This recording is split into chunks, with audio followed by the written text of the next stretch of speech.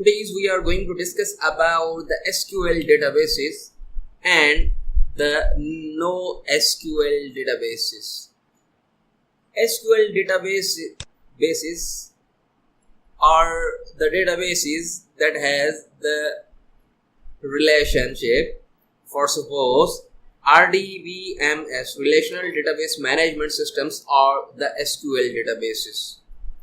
And why I'm saying no SQL databases?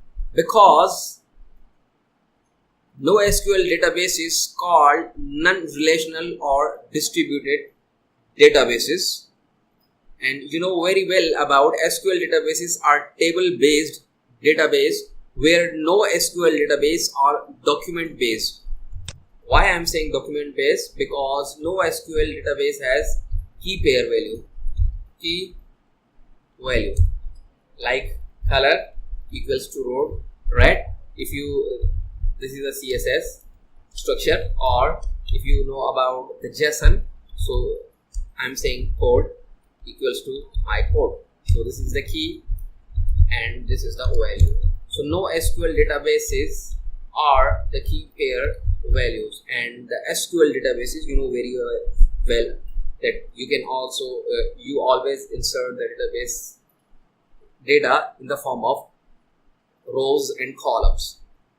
But SQL database has predefined schema. The no SQL databases has the dynamic schema.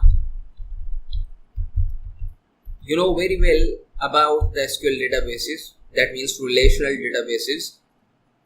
You have Oracle databases, you have MySQL, SQLite, and also IBM DB2, and a lot of databases available in SQL databases. That means I'm talking about the relational database management system.